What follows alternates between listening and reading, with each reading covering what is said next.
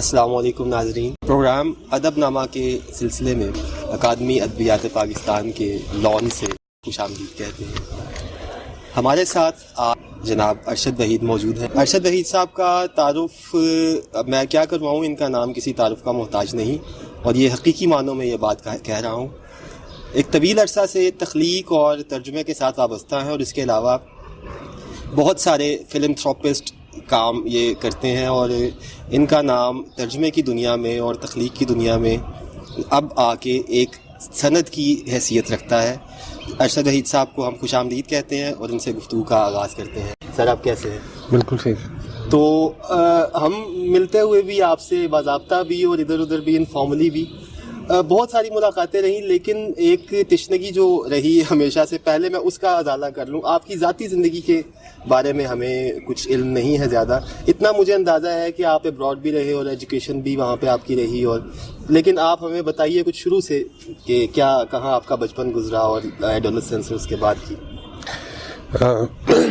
بچپن تو میرا زیادہ یہ ملتان اور بہاولپور میں گزرا، اور پھر وہیں سے میں نے میڈیکل گریجویشن پہلے کی تھی نشتر میڈیکل کالج ملتان سے، اور پھر اس کے بعد میں لاہور میں رہا 10-12 سال، اور وہاں کچھ جاب بھی کی۔ وہیں میں نے اپنا پہلا ناول بھی لکھا، گمان، 95 میں چھپا تھا یہ پہلے، اور پھر اس کے بعد میں نے سوشل پالیسی اینڈ پلاننگ اس میں ماسٹرز کیا، اور پھر اپنا پروفیشن بھی اس طرح تبدیل کیا۔ تو زیادہ تر میں سوشل پالیسی اینڈ پلاننگ کی کنسلٹنسیز کرتا ہوں۔ اس کے بعد تو یہ لندن اسکول آف اکنامکس سے پڑھا، اور اس کے بعد پھر میں اسلام آباد آ گیا 97 میں، تو بس اس کے بعد یہیں ہوں اور یہیں پہ کام کر رہا ہوں۔ تو یہ ترجمے کا شوق کیسے ہوا آپ کو، یا اس طرف رجحان کیسے آپ نے اپنے آپ کو ایک مترجم کی حیثیت سے دریافت کیا؟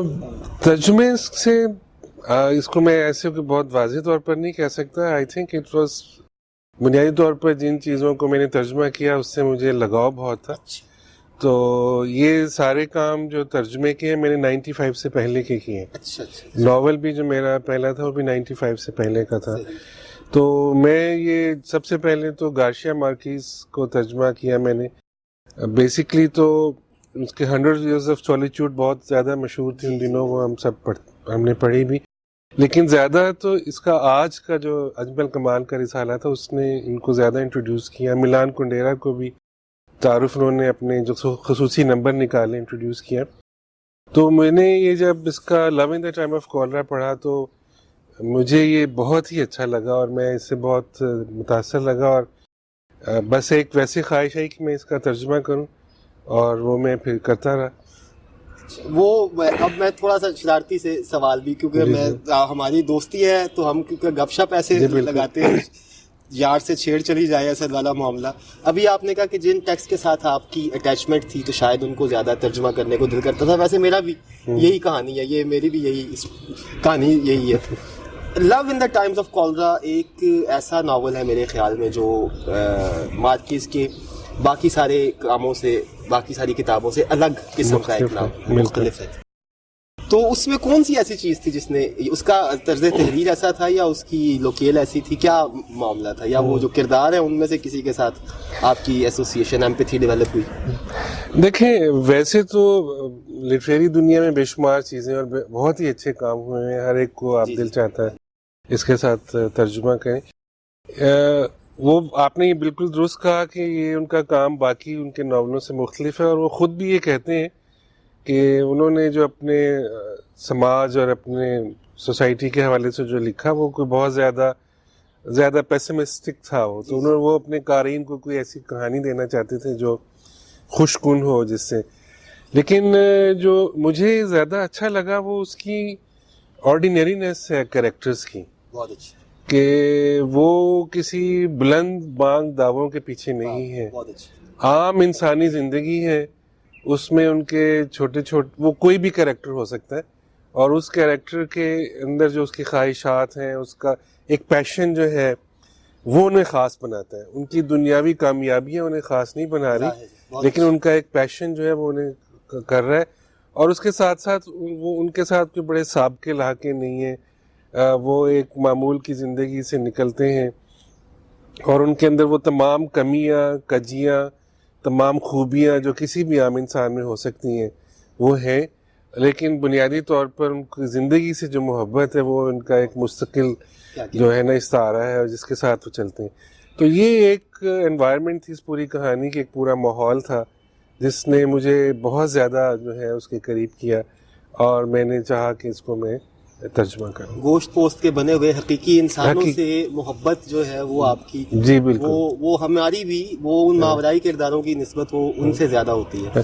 ایون محبت بھی جو ہے ان کی بہت انسانی ہے. جی جی، وہ کہ بہت نہ پلیٹونک لو ہے، نہ وہ یہ نہ شیولرس ہے اور نہ ہی کسی ایک محبت میں فنا ہونے کا نام ہے. مطلب وہ اپنی زندگی کی باقی جو بایولوجیکل اس کے تقاضے ہیں وہ اس کے ساتھ بھی چل رہا ہے اور اس کے ذہن میں ایک خاص محبت کو جو پانے کا جتن ہے وہ بھی چل رہا ہے. تو اسی طرح سب لوگوں کی زندگیاں ہوتی ہیں میرا خیال. ظاہر ہے بالکل ایسا ہی ہے، کیونکہ بڑے بڑے کچھ ایسے شاہکار بھی ہیں جیسے پیراڈائز لاسٹ ملٹن کا جی جی بہت شاندار کام ہے، لیکن اس کے بارے میں جانسن کا یہ کہنا تھا کہ یہ انسانیت اس میں کم ہے، اس میں ہیومن ایکسپیرینس کم ہے، اس میں ڈیوائن زیادہ ہے. تو یہ بات درست ہے کہ ہم اسی ادب پارے سے اپنے آپ کو جوڑتے ہیں، اٹیچ کرتے ہیں، جس میں ہمیں اپنا آپ اپنے جذبات کی جھلک نظر آئے.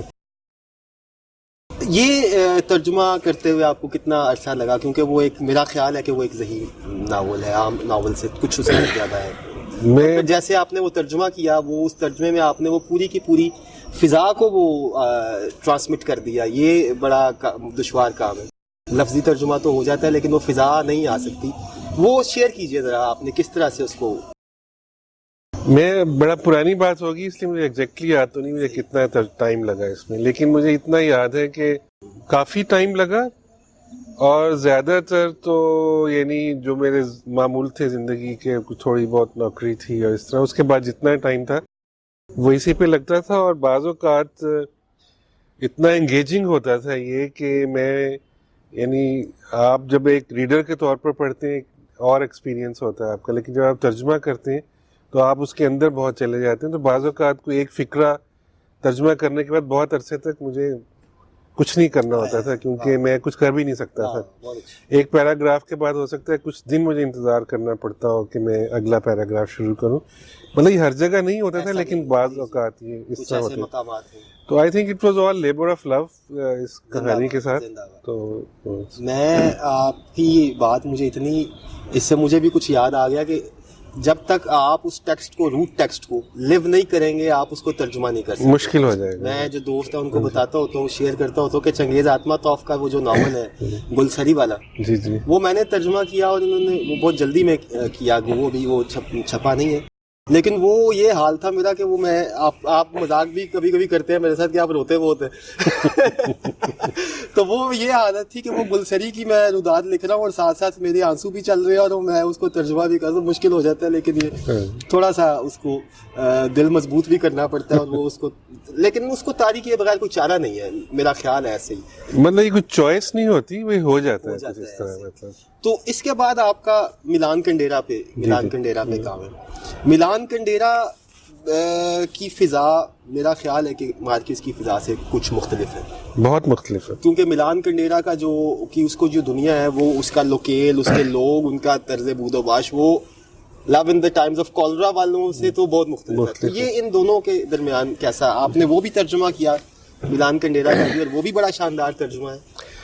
دیکھیں حسن تو اس کی بہت ڈائیورسٹی ہے. وہ مطلب آپ کو لیٹن امریکن ماحول میں بھی مل سکتا ہے اور آپ کو یورپین ماحول میں بھی مل سکتا ہے. اسی طرح وہ آپ کو مارکیز کے ناولوں میں بھی مل سکتا ہے، کنڈیرا کے ناولوں میں بھی مل سکتا ہے. جہاں تک اس فرق کا تعلق ہے، آپ نے بالکل درست کہا. مارکیز نے بھی اپنے ایک انٹرویو میں کہا کہ مجھے تو یہ میجیکل کہانیاں جو لکھنا ہے وہ بڑا نارمل لگتا ہے کیونکہ جس خطے میں رہتا ہوں یہ ان کی روزمرہ زندگی میں آتی ہیں، اور مجھے بڑا عجیب لگتا ہے جب کسی فرینچ ٹیلی ویژن پہ بالکل ہی لاجک کی بات ہو رہی ہو تو مجھے اس کے لیے کمپریہینڈ کرنا مشکل ہوتا ہے. اور یہ بات صحیح ہے. یہ نہ صرف اس طرح صحیح ہے بلکہ یہ بھی ہے کہ جو کنڈیرا جن ناولس کو یا طرز فکر کو پروموٹ کرتا وہ بہت ماڈرن اور لاجیکل تھنکنگ کی ہے اس میں نا، اور اس کا جو سٹائل ہے اس کے اندر بھی ایسے भी, यानी नॉवलिस्टिक ऐसे लिखना वो एक बड़ा एसेंशियल समझता है कि नॉवल का हिस्सा होना चाहिए. ये बात बिल्कुल दुरुस्त है कि इनमें फ़र्क है. लेकिन जैसा कि हमने पहले कहा कि हुस्न बेशुमार फ़र्क सूरतों में आता है, तो उसको, तो मुझे वो ये इसका भी बहुत अच्छा लगा. और मैं ये समझता हूँ कि एक और लेवल पर कहानी का अपना मज़ा और मार्कीज़ वो भी बहुत खूबसूरत हैं, लेकिन ये जो हमारे इर्द गिर्द की ज़िंदगी है, इसको जो समझने का अमल है, ये मेरे नज़दीक, यानी मेरी ज़ाती राय है कि कुंडेरा ने बहुत ही खूबसूरत तरीके से बयान किया है. उसमें उन्होंने ज़िंदगी की हकीकत को सिर्फ ना लॉजिक में कैद किया, बल्कि एक जिसको वो कहता है कि नॉवलिस्टिक रियलिटी, कि इंसान की जो ज़िंदगी है, इंसान का जो फ़र्ज है, ये आप बिल्कुल, ये हिस्ट्री नॉवल से एक डिफरेंट चीज़ है, साइको एनालिसिस नॉवल से डिफरेंट चीज़ है, सोशलॉजिकल अंडरस्टैंडिंग डिफरेंट चीज़ है. नॉवल जो है वो अपने कैरेक्टर्स तख्लीक करता है जो कि इन सारी चीज़ों के साथ साथ आगे चलते हैं और वो अपने हकीकी किरदारों से भी ज़्यादा हकीकी हो सकते हैं.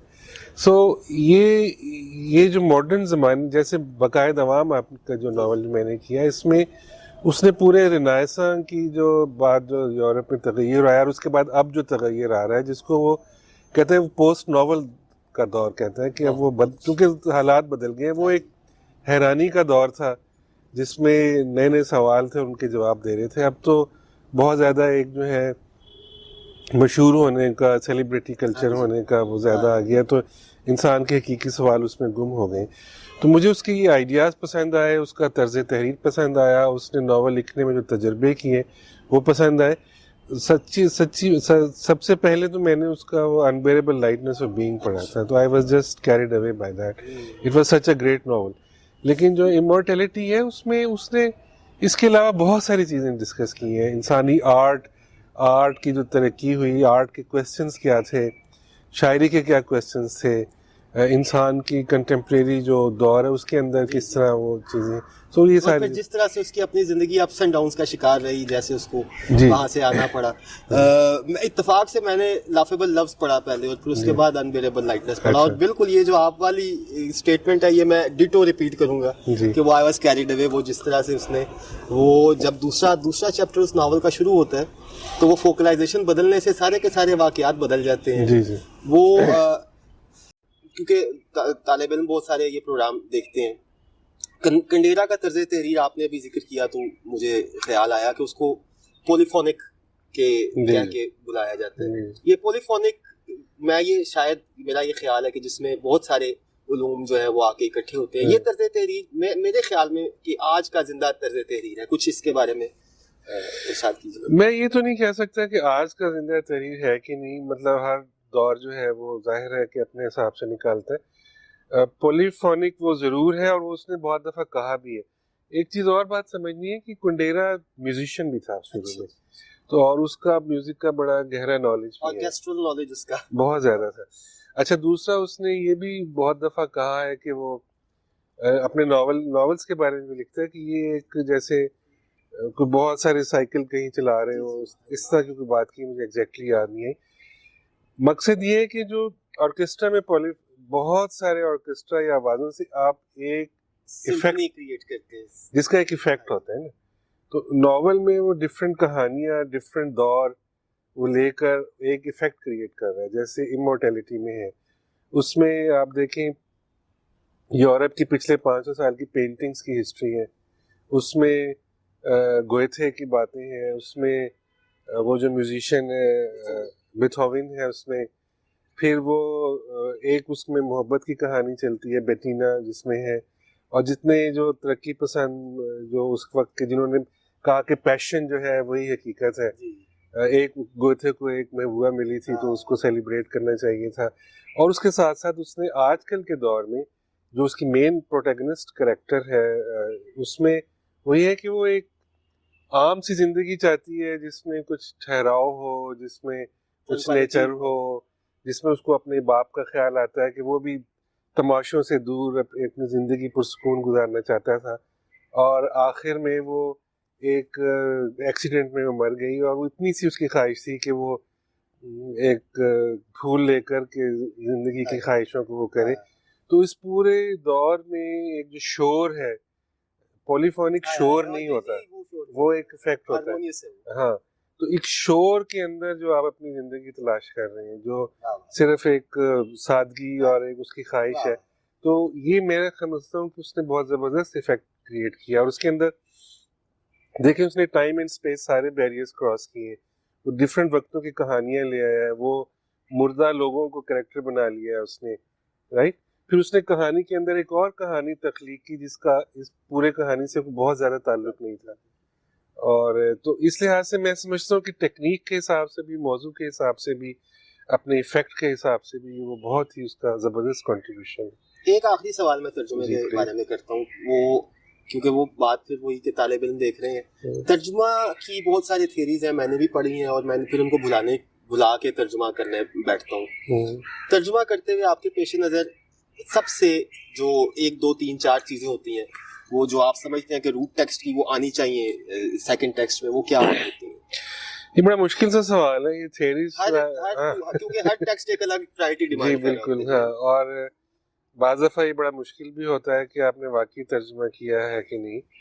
اور یہ میرا خیال ہے کہ بنیادی طور پھر جس طرح کا ہم نے ترجمے کیے ہیں تو انگریزی سے کیے ہیں, انگریزی میں بھی یہ ترجمہ شدہ تھے, لیکن تھوڑا سا یہ تھا کہ امورٹیلٹی بھی اور لو ان دا ٹائم آف کالرا بھی یہ رائٹرز کی اپنی سپرویژن میں انگریزی میں ٹرانسلیٹ ہوئے. تو یہ مطلب جن کے ساتھ ان کا برسوں کا جو تھا نا تعلق تھا, انہوں نے ایک ایک لفظ جو ہے اس کو دیکھا. مطلب یورپین کوئی بھی ہے وہ انگریزی زبان کچھ جان لیتا ہے, تو کنڈیرا کو تھا سا. کنڈیرا تو خیر بہت, یہ ویسے ایک بات کر رہا ہوں, بہت ایگریوڈ ہے اپنے مترجمین سے, لیکن وہ ایسے ہیں جو اس کی اجازت کے بغیر چھپے ہیں. یہ جو ہیں ان کے وہ ہیں جو اس کی انڈورسمنٹ کے بعد چھپے ہیں, جو ہم نے کی. ٹھیک ہے, کیونکہ مجھے یاد ہے ایک چھوٹا سا اینیکڈوٹ سا ہے کہ وہ اس نے کہا کہ مجھے ایک ٹرانسلیٹر ملا انگلینڈ میں, میں نے دل سے ترجمہ کیا. وہ کہتا ہے کہ آپ کو چیک زبان آتی ہے, تو اس نے کہا جی مجھے نہیں آتی. تو کہتا ہے آپ نے ترجمہ کیسے کیا؟ اس نے کہا میں نے دل سے کیا. یہ اپنے آئرونک ٹون میں, یہ اس کا چیپٹر ہے اسی آرٹ آف ناول میں 63 ورڈز. اس کے شروع میں اس نے اپنی یہی بکتا بیان کی ہے ساری, تو اس نے اپنی ڈکشنری 63 ورڈز کی بنا کے دی. سو اب مجھے یوں لگتا ہے کہ پہلا حق تو یہی ہے کہ جو رائٹر ہے, اس کا اوریجنل رائٹر, جو وہ کہنا چاہتا ہے اس کے ساتھ لائل رہا جائے. بالکل, بہت اچھا. یہ آپ کی اخلاقی ڈیوٹی بھی ہے, ورنہ آپ خود لکھ لیں. اگر آپ نے خود ہی لکھنا ہے نا, تو آپ ترجمہ کر رہے ہیں تو آپ کو وہ دوسرا ہی کہ اس کو کیسے کرنا ہے, اس کے ٹریڈ آفس ہیں. مطلب اس میں کہیں آپ کامیاب بھی ہو سکتے ہیں, ہو سکتا ہے کہ آپ کا ترجمہ بہت زیادہ پاپولر ہو جائے لیکن وہ ایکچوئل ٹیسٹ کے قریب نہ ہو. ٹھیک ہے, تو میرا خیال ہے اس میں کافی ارکریزی کرنی پڑتی ہے. آپ کو ڈفرینٹ جو الفاظ ہیں اس کے روٹس دیکھنے پڑتے ہیں.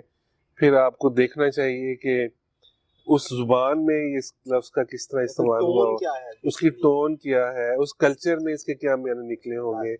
ایک جو بہت ساری باتیں جو یہاں ہمارے یہاں بہت غیر اخلاقی ہو سکتی ہیں, کسی اور کلچر میں بہت انسانی ہو سکتی ہیں. ٹھیک ہے, سو بہت زیادہ میرا خیال ہے کہ ایک ایک لفظ, ایک ایک فکرے, ایک ایک پیراگراف, پورے ایک ماحول پہ آپ کو بہت زیادہ ڈیڈیکیٹڈلی جو ہے نا. اور دوسرا you have to keep in vision the organic whole of the root text. Definitely, کیونکہ اس میں آپ اگر ایک ایسا لفظ استعمال کریں گے جو اس کے ہول کے ساتھ میچ نہیں کر رہا, تو آپ کا سارے ترجمے کا افیکٹ. جی بالکل. ایک شرارتی سا سوال ہے, کبھی خیال آیا آپ کو لو ان دا ٹائمز آف کالرا کا یا امورٹیلٹی کا ترجمہ اپنا کیا ہوا پڑھتے ہوئے کہ میں اگر دوبارہ یہ ترجمہ کروں تو شاید کسی اور طرح سے کروں؟ نہیں. اچھا نہیں ہے, بلکہ میں یہ سمجھتا ہوں کہ میں نے جو ترجمے کیے ہیں, میں جب بہت دفعہ دوبارہ پڑھتا ہوں, میں دوبارہ چھپتے ہیں تو پروف ریڈ کے لیے بھی میں دوبارہ دیکھتا ہوں, تو مجھے یہ لگتا ہے کہ میں یہ دو کام دوبارہ کر ہی نہیں سکتا. بہت اچھا, یہ ایک انٹیوٹیو کام ہے. میں آپ کو بتاؤں, انسپریشن نہ ہو تو یہ کام نہیں ہوتا. اور میں بعض اوقات حیران ہوتا ہوں کہ میں نے یہ کام کر لیا. ایسا ہی ہے, بالکل ایسا ہی ہے, اور شاید میں یہی سننا چاہ رہا تھا. گمان کے بارے میں بتائیے, وہ گمان کیا کہتا ہے, کیا گمان ہے اس میں, کوئی بدگمانی بھی ہے؟ نہیں خیر, وہ جو گمان تو یہ ہے کہ جیسے بہت منسوب ہے کسی فراز سے, کسی کے ہمارے نہ حالات بدلتے ہیں نہ نظمیں پرانی ہوتی ہیں, تو ہمارے پاکستان کے حالات میں بھی گمان ہوتا ہے کہ کچھ بدل جائے گا, ہوتا نہیں ہے. تو یہ ایک ناول تھا. بنیادی طور پر یہ ہم لوگ بہت چھوٹے تھے تو ہم نے جو 60s کے دوران ایک گلوبل اسٹوڈنٹس موومنٹ کے ابھار دیکھے تھے اور یہاں پاکستان میں بھی اس کے کچھ دیکھے. پھر بہت سارے لوگوں نے سوچا کہ دنیا بدل سکتی ہے اور اشتراکی خیالات, کمیونسٹ فیلنگس اور اس کے ساتھ ان کے اپنے آئیڈیلز کے ساتھ انہوں نے ایک اسٹرگل میں ٹائم لگایا. اور پھر پھر ان کا جو تھا ایک سوویت یونین کے فال کے بعد ایک اپنا ایک ڈپریشن کا دور شروع ہوا. حالانکہ ہونا نہیں چاہیے تھا, اگر ان کے اپنی فلسفی اتنی وہ تھی تو دے شوڈ ہیو کنٹینیوڈ. لیکن اینی ویز تو اس کے جو کریکٹرز ہیں, جیسے راشد صاحب کہتے ہیں نا کہ کون سی الجھن کو سلجھاتے ہیں ہم, سو گمان پھر اسی طرح کا ہے کہ اس کے جو کریکٹرز تھے, ینگ اسٹوڈنٹس تھے جو اس موومنٹ میں گئے تو کس الجھن کو سلجھا رہے تھے, کیا ان کے ڈریمز تھے, کیا وہ خواب تھے, اور کیا وہ اپنے اس کی شکست و ریخت کا شکار ہوئے. اور ایک پوری جنریشن تھی جو ایک ڈسلوژن میں ہوئی اور ان کو سمجھ نہیں آیا کہ اس ڈسلوژن کو ٹیکل کیسے کرنا ہے. اور مطلب ایک بڑا اداس سی کہانی ہے. تو اس بارے میں بنیادی طور پر ہے. اسی پاکستان کے اندر جو پاکستان کا ہے, لوکیل پاکستان ہے, اور اس کا جو ٹائم سکیل ہے یہ 60s سے لے کر آپ ارلی 90s تک سمجھ لیں. یعنی یہ وہ کولڈ وار ایرا کی آخری ایام کو کر رہے ہیں. یا بالکل, یا وہ جو فال آف USSR ہے اس تک آتا ہے. ہاں تقریباً. تو وہ آپ نے جو بات کی فراز صاحب کی الفاظ میں, رحمان حفیظ بھائی بیٹھے ہوئے ہیں ہمارے ساتھ کیمرے کے اس طرف, ان کا بڑا شاہکار شعر ہے, مشہور شعر ہے کہ اتنے یکساں ہیں میری قوم کے سب معمولات, صرف تاریخ سے اخبار بدل جاتے ہیں. اچھا رحمان حفیظ صاحب بہت شکریہ, خوش آمدید. یہ جو آپ کا ناول ابھی آیا, اس کے بارے میں بتائیے کہ یہ کیا, اس کا نام کیا ہے اور اس میں آپ کیا, جو ابھی آیا تو نہیں آیا ہے, جو بھی آنے والا ہے جس پہ آپ کام کر رہے ہیں آج. آپ نے بلکہ ابھی کہا کہ وہ ہو گیا کمپلیٹ, بس جانے والے. جی وہ ہو گیا. وہ انگریزی زبان میں اس کا ابھی جو نام ہے وہ ہو سکتا ہے بدل جائے, لیکن ابھی کیا ہے ویسے؟ ابھی ڈسٹ. تو لیکن آئی ایم ناٹ شیور کہ ایسے رہے گا.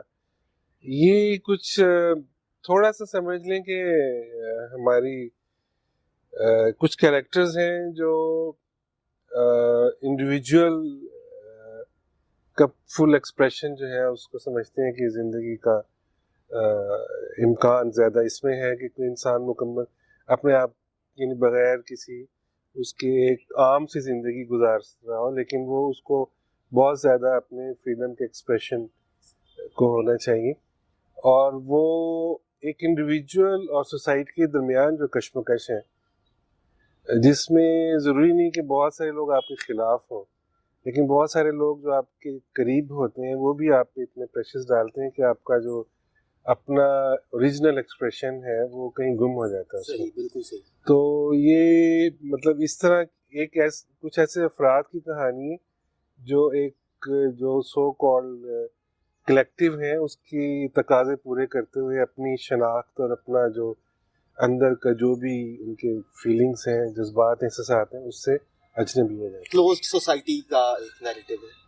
یا میں اتنا بہت زیادہ اس کو ایکسپلین نہیں کر سکتا کیونکہ یہ تو کہانی چلے وہ آپ میں نے کردار خود ہی کہا تھا کہ وہ مجھے پڑھوائیں پھر میں آپ کو بتاؤں گا.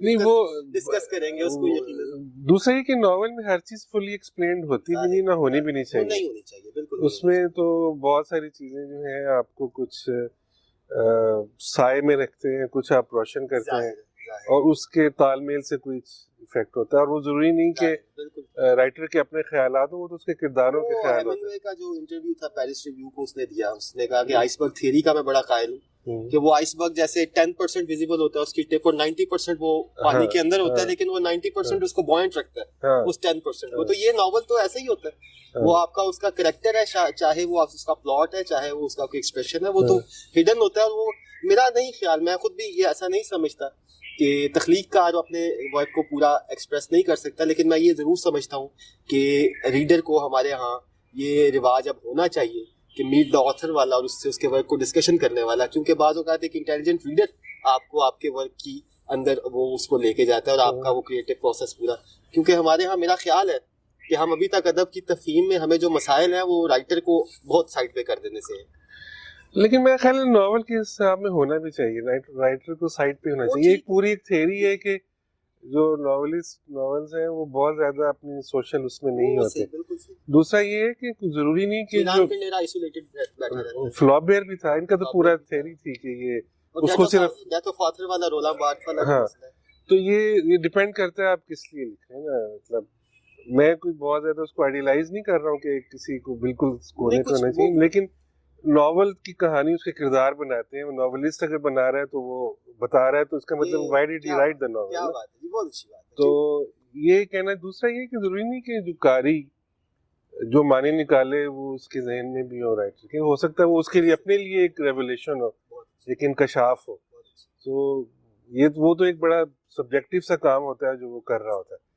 تو جب وہ دوسروں پھر تو ریڈر کی مرضی ہے اس کے ساتھ جو بھی کرے. وہ آپ بالکل درست کہہ رہے ہیں, لیکن تھوڑا سا ایک بات کر کے میں اگلا سوال کرتا ہوں. وہ یہ ہے کہ وہ انہوں نے, کیونکہ ہم نے بالکل ہی رائٹر کو انڈر کور رکھا ہوا ہے, ہم اس کو کوئی کسی طرح سے بھی کر نہیں رہے. ویسٹ میں یہ کلچر ہے میٹ دا رائٹر والا. یہ میرا جو فیوریٹ پوئٹ ہے اسپینش لینگویج کا اس وقت کا, ارنیسٹو کارڈینل, تو وہ نکاراگوا کا ہے. لیکن اس کے باوجود آپ جانتے ہیں وہ امریکہ کیوں اس کو بلانا پڑتا ہے. اگر وہ زندہ ہوا ابھی تو 98 سال اس کی عمر ہوگی, 96 تک تو مجھے پتا تھا کہ زندہ ہے.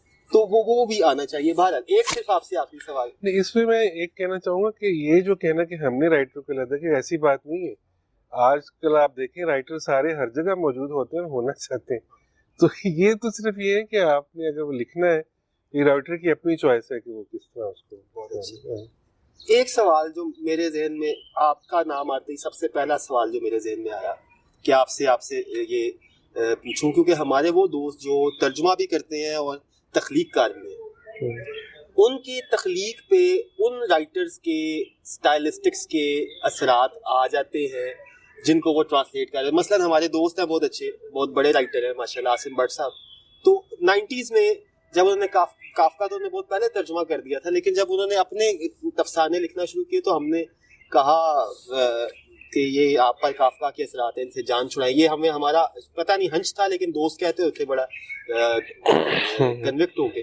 تو یہ اس کا کیا ہے راز کہ آپ نے اپنے اندر کا تخلیق کا اور اپنے اندر کا مترجم الگ الگ کیسے رکھا ہوا ہے؟ میں نے تو جو اپنا ناول لکھا ہے وہ ترجمے سے پہلے لکھا تھا, اور اب جب میں لکھ رہا ہوں اس میں ترجمہ کیے ہوئے 15-20 سال ہو گئے سارے. تو مجھے نہیں پتا اس کے اثرات ہوں گے کہ نہیں, لیکن ظاہر ہے کہ کافکا اتنا بڑا رائٹر ہے, یا کنڈیرا اتنا بڑا رائٹر ہے, ٹولسٹائے اتنا بڑا رائٹر ہے. آپ کچھ بھی کر لیں, آپ وہ نہیں ہو سکتے. آپ اپنے ہی کوئی کچھ بنا سکتے ہیں, آپ کسی اور کی کاپی نہیں ہو سکتے.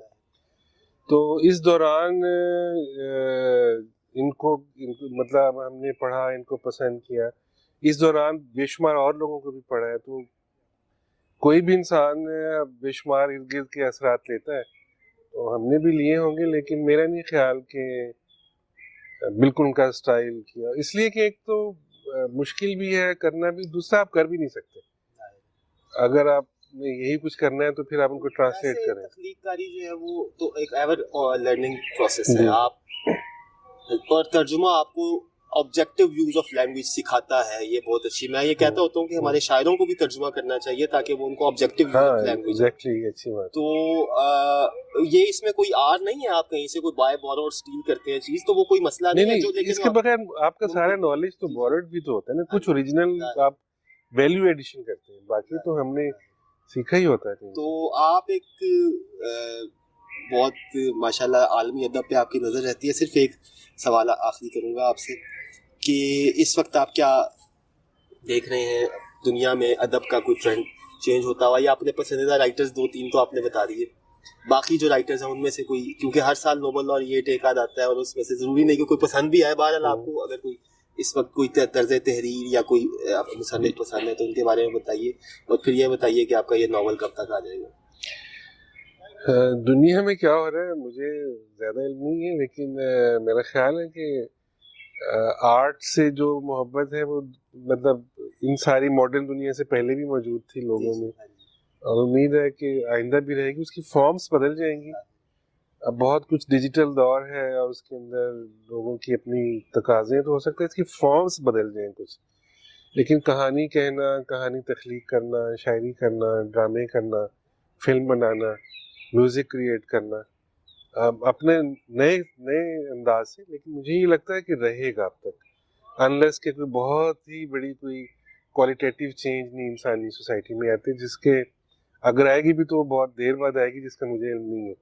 So وہ ظاہر ہے بہرحال ادب ڈائنامکس کو کیپچر کر رہا ہوتا ہے، اور ادیب ادب سے جڑا آدمی کچھ نہ کچھ فورسی کرتا رہتا ہے، اور یہ آپ کی جو ہے بالکل بہت درست بات ہے. میں سمجھتا ہوں جس طرح سے آپ نے ترجمے اور تخلیق کے حوالے سے اور ترجمے کے مسائل اور تخلیق کی دنیا کے حساب سے بات کی، میں سمجھتا ہوں کہ ہم نے بہت کچھ سیکھا آپ سے آج، اور آپ کے اس انگریزی ناول کا انتظار رہے گا. میں تو میرا خیال ہے قریب 8-10 مہینے ہونے کو آئے جب پہلی مرتبہ آپ نے یہ ذکر کیا تھا، اور تب سے انتظار کر رہا ہوں. میں ہر دفعہ لگتا ہے یہ آخری ہے، پھر کبھی دوبارہ نظر پڑ جائے تو لگتا ہے کہ کچھ اور بھی اس میں کچھ کر دیا.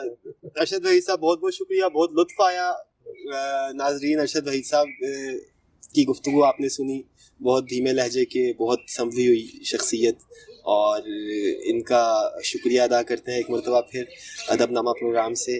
اس پروگرام کا مقصد یہ ہے کہ معاصر ادبی منظرنامے سے اور معاصر ادبی اسلوبیات اور فکریات سے آپ کو آگاہ رکھا جائے، کیونکہ ہمارے ہاں ایسا کوئی سلسلہ نہیں ہے جس میں ہم زندہ ادیبوں کے ساتھ ان کی بات کر سکیں، ان سے سیکھ سکیں. ہمیں عادت ہے کورس بک میں ادب پڑھنے کی، اور کورس بک میں وہ لوگ ہیں جو ہم میں اب موجود نہیں ہیں. یہ لوگ غنیمت ہے، یہ سرچشمہ ہے، یہ سورس ہے بہت ساری وزڈم کا، بہت ساری لائٹ کا. تو ان لوگوں کو ہم اس طرح سے ریکارڈ کر کے آپ تک پہنچا رہے ہیں تاکہ آج کے ادب میں، آج کی دنیا میں، آج کی اردو ادب میں، پاکستانی ادب میں کیا کام ہو رہا ہے اس سے ہم شیئر کرتے رہیں آپ کے ساتھ. دیکھنے کا بہت بہت شکریہ. السلام.